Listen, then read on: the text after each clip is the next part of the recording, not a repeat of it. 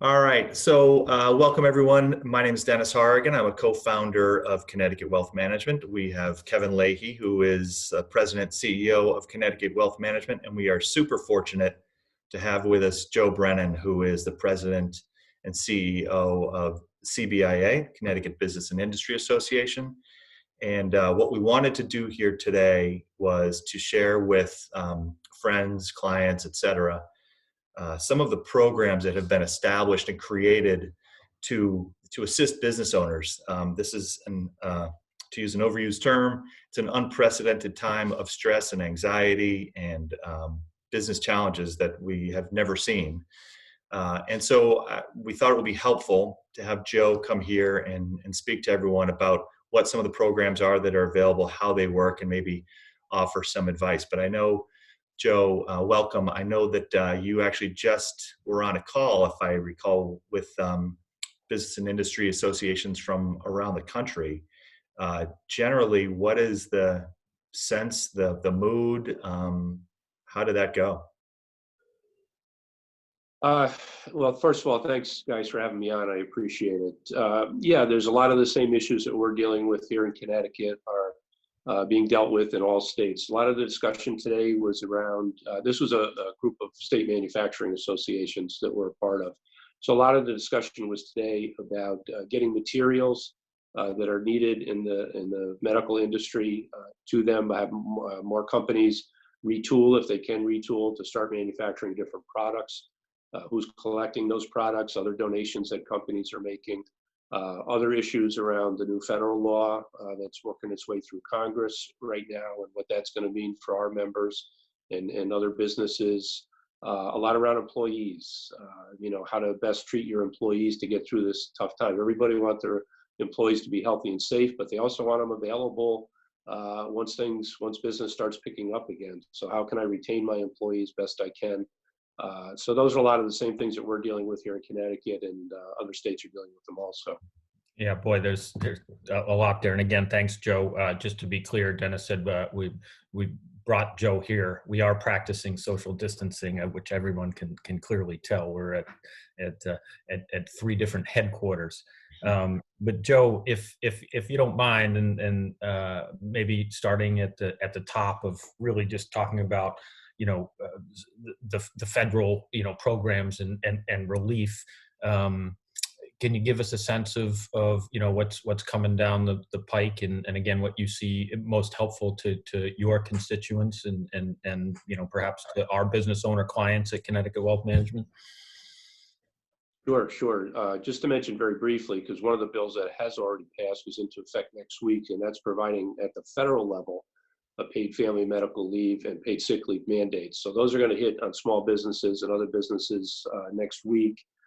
And it's great. It's a good policy. It's a needed policy, but there's still all the issues around it for small businesses. So I just check with your professionals on that. As far as the recovery packages, for lack of a better term, that are going through, we're talking on Friday the 27th, and just within the last hour, the House of Representatives passed the bill that was passed by the Senate the other night. It's on the way to the President now for signature, and that's the $2 trillion plus bill that's getting a lot of attention. A lot of our members are very much interested in that. So much into it when it's $2 trillion. Just the real top line headlines for small business. About $350 billion is being targeted to the small business community across the country. Estimates here in Connecticut that could mean about $3 to $3.5 billion coming to small businesses here, and those defined under federal law as 500 or fewer employees. So the thing that's attractive for a lot of our members that I talk to is the fact that these are potentially forgivable loans that companies will be able to get from the federal government, as long as the money is used for payroll to keep your people employed over an eight-week period for your mortgage payments, utility payments, rent payments, things like that. So the fact you could get some money without having to repay it, so it's essentially a grant, that's getting all kinds of attention. So clearly, that's going to be distributed. I'm sorry, go ahead. Sorry, Joe. Clearly, that's I think, as you just stated, right, that seems to be absolutely aid to help literally keep the lights on and keep people employed. Yeah, it's essentially for an 8-week period through June. I believe it's early May to late June. Again, to keep the lights on and keep people employed. So if it's used for that, it's forgivable. If you use it for other purposes, you'll have to pay it back at no more than 4% interest. So that's getting an awful lot of attention. Another good thing about it, only because Small Business Administration is overwhelmed right now, it's going to be administered through banks, about a network of 800 banks across the country. I'm not sure how many and which banks here in Connecticut. We're waiting to get that information. So you can go to your local bank, apply for the loan, get the loan, and then the bank will interface with the federal government, which is easier, I think, than each individual small business person having to do that. So that's another highlight of that package. Now, even though it's $2 trillion plus, which is the biggest package of its kind in the history of our nation, there's expectations there's going to be more to come, because this virus is not going to go away in the next 8 weeks. And it could be many, many more months after that, the anticipation is, and Senator Murphy and Senator Blumenthal have indicated this, that there will well be other packages behind it that will continue to try to keep our economy going without diving into a deep recession, while we're having so many businesses shut down, so many people being put out of work. The unemployment numbers, which we can talk about, are just through the roof here in Connecticut and nationally. So the $2 trillion may just be the tip of the iceberg, which is kind of weird to say that. When normally we're talking about billions of dollars at the federal level or millions of dollars here in the state, but when you're talking trillions, it just shows the gravity and the enormity of this problem we're in right now. So practically, Joe, that's awesome the way you're describing SBA versus banks. So practically, the way this is going to be applied and distributed is via banks. So if someone actually wanted to take advantage of this program, what they should do is they should go to the bank that they're currently using and see if that bank is actually even part of the program. And when will that bank know that they're part of the program? Yeah, I'm assuming before too long we'll see a list of those banks. As I said, it's a network of 800 banks nationally. I'm not sure yet which one's in Connecticut. I'm assuming there'll be a list at some point, but people can certainly try to kind of jump ahead here and contact their local bank and find out if they're going to be part of this program. Overall, it's going to be administered by the SBA, the Small Business Administration. But I think the direct contact between the small business and the dollars will be through your local bank. So Joe, is it, do we know the details in terms of, literally is this a fixed pool of money that literally could run out? If I said another way, if I'm not at the front of the line, could the money run out by the time I apply? Yeah, I mean, again, we're estimating $3 to $3.5 billion here in Connecticut. So that's a lot of money, obviously. So we're hopeful that won't happen. But I think it goes back to what I said earlier about this being, a package that will probably not be the end of the line. My guess is there'll be more resources behind that.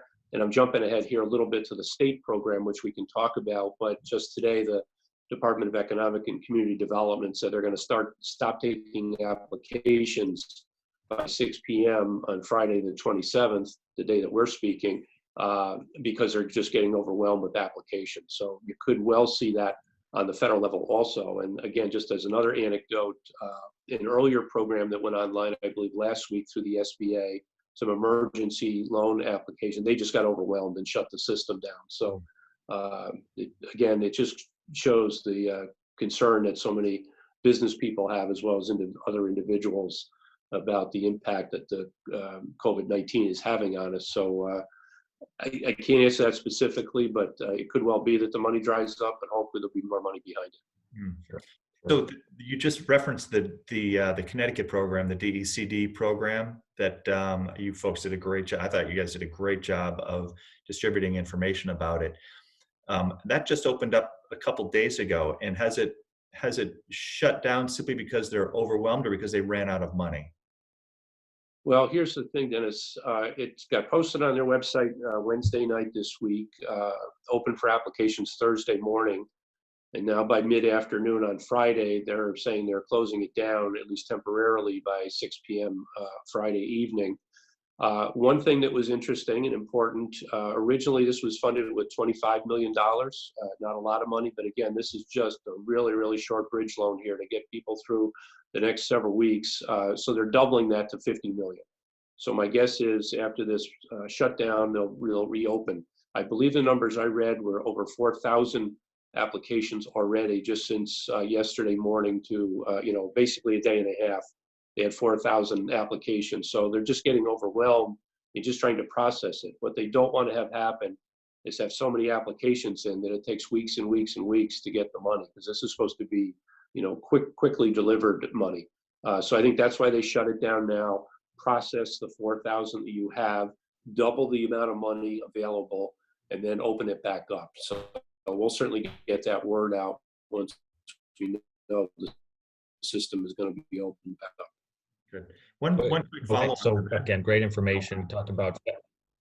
Sorry, Kevin. I just wanted to ask one quick question relative to that, Joe, is how is that practically being distributed as well? The DECD program. We've got business owners that have, dental practices, construction, real estate, all sorts of businesses. How would a business owner actually try to get access to that DECD program once it opens up once again? Yeah, it's just a normal process here. You go onto their website, which is ct.gov/DECD, stands for Department of Economic and Community Development. They have a heading there called, I believe, major programs or most popular. I'm sorry, it says most popular. You go underneath that, you'll see some reference to coronavirus recovery. So you just click through the system, you get to a page which describes it fully, and then has an online application process right there. Again, that's going to be shut down by 6 p.m. on Friday the 27th, hopefully open soon, and then it's the easiest way to do it. And David Lehman, the commissioner of the department, has been incredibly flexible in trying to get to make these programs as accessible to business as possible, as easy to access as possible. I don't know what the turnaround time is, to be honest with you, Dennis, given the backlog, 4,000 applications so far. So all you got to do is just jump in the pool here and wait your turn. Just a couple really quick anecdotes to get back to your questions. But we did a survey of businesses with Advanced CT, the former CERC, and in 24 hours, we had over 3,000 return surveys, which, we do surveys a lot. And if you can get 300 over a month, you're happy. And they got 3,000 in 24 hours. And then we did a phone call with Governor Lamont and Commissioner Lehman about a week ago. And people had about 24 hours notice. And we had well over 2,000 people call into that phone line to listen to the governor answer questions. And then you heard 4,000 applications. Just unheard of numbers here in Connecticut. So it just shows the gravity of this, the concern people have about getting information. We've been flooded, obviously, our websites and our emails are just flooded. People are really scared by the unknown. And certainly the coronavirus is unknown, but also just unknown when it comes to information. So we're just trying to provide as much information as we can. Well, Joe, thank you, number one, and a perfect segue. I think that precisely what we're trying to do, right, is we have many of our clients are business owners, of course, and there's lots of business owners that are struggling for answers. I think I sense this is true. I know it is for the clients that we deal with. One of their primary concerns, of course, is cash flow. What you've talked, how revenues are dropping, if not have dried up completely, and where are sources of cash to I'll use the term you used to bridge the gap, right? And I think the other thing that we're hearing is really the employment issues. Is how do I keep people employed? How do I if I can't keep people employed, what do I do? Our intention is to have a follow-up discussion with some employment folks, employment attorneys and so forth. But I wonder if in your position, if you're hearing the same concerns that we are from again, employers. Yeah, no question, Kevin. Two things. We've been talking on the revenue side so far, trying to get these loans and things like that, but also we're doing work on the expense side. As you know, the state has already deferred tax filings and tax payments for 3 months. If a company had a loan through the Small Business Express plan with the state of Connecticut, they've deferred those loan repayments. Under the federal bill, I'm sorry, not under the federal bill, but we're also having discussions here about deferring other payments as much as we can do. Obviously, the people that receive those payments are going to be impacted by that, but we're trying to help on both sides. As far as the employees are concerned, you're absolutely right. The majority of calls we're fielding right now are very similar. I am an attorney, but I'm not an HR professional, so I won't try to answer those things. But yeah, what do I do? I'm going to have to start reducing my payroll just because I'm not having any income in right now. Should I furlough people a few days a week, or should I just lay them off so they can get on unemployment and start collecting that? Now, they've been overwhelmed with the number of claims at unemployment, about a 3-week backlog there. And employers are concerned about it. If they are going to lay somebody off, they want them to get paid. They want them to get their unemployment comp checks, so that them being overwhelmed is not a good thing. And then any other alternatives you have, using whatever accrued PTO time, try to use that up. And then, as I said, as the new paid family and medical leave mandate comes in next week, employers are concerned. Are people going to stay home? A lot of people don't want to go to work, even if the business has been designated essential. So what's that going to mean if you're a small manufacturer and you've got to get a product out? Let's say you make a component part into a ventilator for a larger manufacturer. You've got to get that part out. It's essential that you do. But if you don't have people there on the shop floor to do it, then you can't. So those are the kind of things we're grappling with, and I think it's great you're getting a professional on to help your clients steer the very, very choppy waters right now on how to deal with the employee situations. Yeah, it's you hear stories. I saw the news today. What Command is doing. You've heard what Salesforce is doing, and Mark Benioff. You're hearing a lot of business owners and executives have great concern for their employees, and they're trying to find ways to help their employees. And I commend you and all the work that you folks have done at CBIA, working on behalf of business owners here in the state of Connecticut, and working with the state legislature, et cetera. And I know that your work is not remotely done. As you said, this is probably stage 1 or 2 of a many-stage set of programs, and I have a feeling that we'll have you back sometime soon, Joe. Really appreciate you taking time. I know how busy you are. I know that you have probably hundreds and hundreds of unread emails in your email inbox right now, so I appreciate you taking the time to spend some time with us at Connecticut Wealth Management and our clients. And thanks for all the work that you do. Really appreciate it.